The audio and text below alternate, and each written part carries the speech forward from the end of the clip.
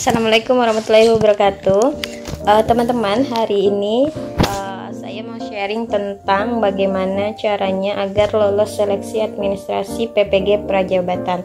Ya, bagi teman-teman yang mengikuti seleksi PPG Prajabatan yang tahap 2, ada beberapa tips yang teman-teman harus tahu agar teman-teman bisa lulus seleksi administrasi, kemudian lanjut ke seleksi tes berikutnya. Ya teman-teman, nanti di SIM PKB-nya masing-masing teman-teman akan diminta mengisi beberapa biodata diri terkait biodata diri teman-teman, kemudian berbagai pengalaman teman-teman, ya berbagai pengalaman seperti pengalaman mengikuti pelatihan, pengalaman berorganisasi, dan pengalaman yang lainnya. Ya, teman-teman, ini tips dari saya. Jadi teman-teman silakan masukkan berbagai pengalaman yang diminta nanti, pengalaman terbaru teman-teman, yaitu sekitar 3 atau 5 tahun terakhir ya. Kenapa harus rentan waktu 3 atau 5 tahun terakhir? Karena rentan waktu ini akan menjadi pertimbangan bagi panitia PPG Prajabatan bahwa pengalaman teman-teman yang dimasukkan yaitu pengalaman yang terbaru. Jadi itu menilai teman-teman sebagai mahasiswa atau pribadi yang aktif gitu ya. Ya, silakan teman-teman masukkan 3 atau 5 tahun terakhir pengalamannya. Ya, nanti teman-teman akan diminta untuk memasukkan informasi umum data diri. Jadi tips dari saya, teman-teman bisa memasukkan data diri teman-teman sesuai kartu identitas, baik itu KTP maupun KK. Yang terpenting teman-teman, di sini ada alamat yang diminta ya, alamat domisili sekarang. Jadi teman-teman silakan masukkan alamat domisili teman-teman sesuai tempat tinggal teman-teman sekarang ya. Kenapa? Karena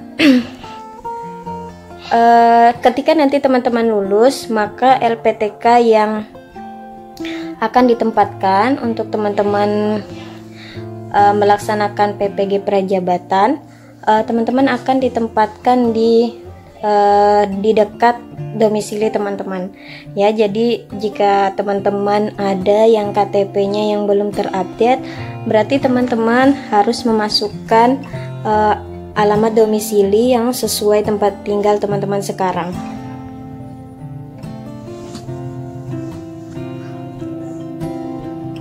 Yang kedua, teman-teman akan diminta biodata, mengisi biodata kemahasiswaan ya. Teman-teman bisa lihat apa saja yang perlu dimasukkan. Yang terpenting di sini adalah terkait nomor induk mahasiswa atau NIM. Jadi teman-teman di sini ada centang hijau, teman-teman bisa lihat di fitur nomor induk mahasiswa. Nah, jadi teman-teman di sini ada centang hijau. Centang hijau ini memiliki arti bahwa teman-teman sudah terdaftar di data dikti ya, data PD Dikti. Jadi jika teman-teman memiliki masalah seperti ini ya, ketika mengisi SIM PKB-nya terdapat informasi seperti ini, maka teman-teman bisa menghubungi SIA atau Sistem Informasi Akademik Prodi atau fakultas di tempat universitas tempat kuliah teman-teman dulu ya.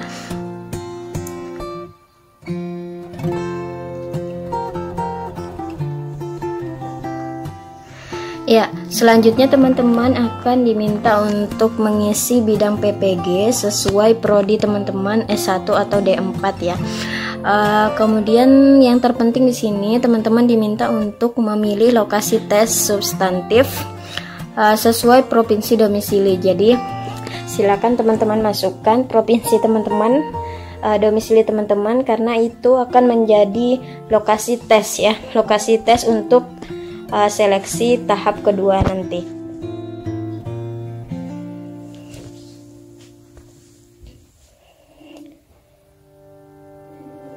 Kemudian teman-teman, untuk berbagai jenis pengalaman yang diminta nanti, tips dari saya yaitu teman-teman, seperti tadi yang saya katakan, teman-teman bisa memasukkan minimal 3 tahun terakhir. Nah, karena di SIM PKB ini meminta maksimal 3 pengalaman, maka teman-teman masukkan 3 pengalaman yang terbaru dari 3 tahun terakhir tersebut ya. Jadi misalkan teman-teman punya pengalaman, kalau di sini pengalaman mengikuti pelatihan, teman-teman masukkan 3 pengalaman. Kemudian kalau misalnya semuanya tahunnya tahun terbaru seperti tahun 2021 atau 2022, silahkan teman-teman masukkan di tahun terbaru saja ya. Kemudian pada pengalaman mengikuti pelatihan, teman-teman akan diminta untuk menampilkan sertifikat ya, jadi formatnya PDF, jadi nanti teman-teman bisa langsung memasukkan. Kemudian teman-teman diminta untuk mengisi pengalaman berorganisasi minimal 3-5 tahun terakhir, sama harus memasukkan maksimal 3 organisasi. Kemudian jadi teman-teman, kalau teman-teman pernah berorganisasi, silakan masukkan 3 organisasi yang mana teman-teman memiliki peran atau tugas tertentu ya, karena dalam formatnya nanti teman-teman diminta untuk mendeskripsikan organisasi dan peran teman-teman dalam organisasi tersebut ya. Selanjutnya teman-teman akan diminta nanti mengisi pengalaman terkait menjadi sukarelawan ya. Silakan teman-teman masukkan maksimal 3 pengalaman, tapi jika teman-teman hanya memiliki 1 pengalaman, tidak apa-apa, hanya dimasukkan 1 pengalaman saja. Kemudian teman-teman ceritakan secara jelas dan singkat terkait tugas dan peran teman-teman ketika menjadi sukarelawan tersebut.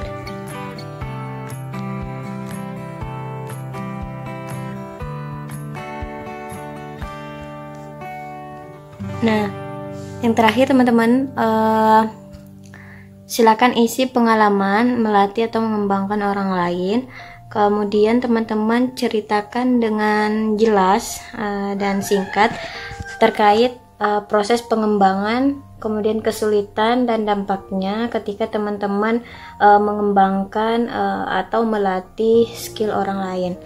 Ya, jadi jika teman-teman pernah mengajar, entah mengajar anak-anak atau sejenisnya, jadi teman-teman bisa menceritakan secara singkat terkait pengembangan yang teman-teman lakukan, kesulitan yang dihadapi, kemudian hasilnya seperti apa ya. Terkait biodata diri, hobi, teman-teman akan diminta untuk masukkan 3 jenis hobi ya. Jadi teman-teman silakan masukkan 3 jenis hobi teman-teman yang berbeda, kemudian lamanya hobi tersebut ditekuni. Jadi jika teman-teman cuma memiliki 2 jenis hobi saja, tips dari saya, teman-teman tetap memasukkan 3 jenis hobi yang atau kegemaran yang teman-teman tekuni. Kemudian ini isi nomor kontak darurat, isi nomor kontak yang aktif, kemudian hubungan yang terdekat ya teman-teman, seperti saudara atau ibu atau mungkin suami teman-teman ya. Silakan masukkan nomor telepon yang aktif. Kemudian yang terakhir teman-teman, ada dokumen penting ya. Ada 2 dokumen penting yang harus diupload, yaitu pas foto. Jadi teman-teman bisa lihat di sini terkait kriteria fotonya, yaitu menggunakan kemeja putih, lengan panjang, kemudian dasi hitam dan background biru. Jadi teman-teman silakan upload file fotonya, file PNG, kemudian fakta integritas. Nah, jadi fakta integritas ini teman-teman bisa download di SIM PKB-nya masing-masing. Kemudian teman-teman print, kemudian ditandatangani dengan bermaterai 10.000. Kemudian setelah itu teman-teman scan dan upload dalam format PDF. Ya, ini tips secara keseluruhan teman-teman.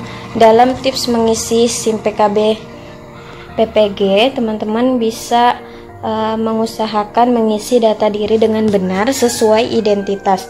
Jadi ketika kenapa harus sesuai dengan identitas? Karena nanti SIM PKB-nya akan dikunci. Jadi teman-teman sudah tidak bisa lagi mengubah data teman-teman ya. Kemudian yang kedua, teman-teman bisa mengisi berbagai pengalaman yang diminta tadi sesuai yang pernah dan benar dilakukan.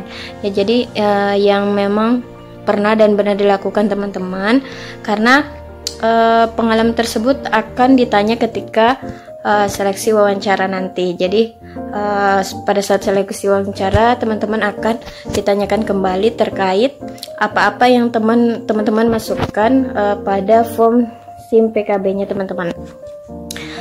Kemudian yang ketiga, teman-teman tidak mengisi data diri terlalu lama di SIM PKB.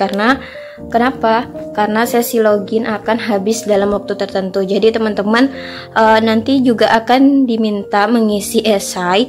Teman-teman nanti akan diminta mengisi esai. Kemudian teman-teman bisa menulis dulu di Word, di Office gitu ya, baru teman-teman upload ke SIM PKB-nya masing-masing. Jadi jangan langsung mengisi secara online ya di SIM PKB-nya, karena ketika teman-teman sudah habis waktu loginnya, maka apa ya yang teman-teman tulis akan terhapus ya. Jadi teman-teman tidak bisa melihat apalagi yang teman-teman yang sudah teman-teman tulis. Ya, selanjutnya tips mengisi esai.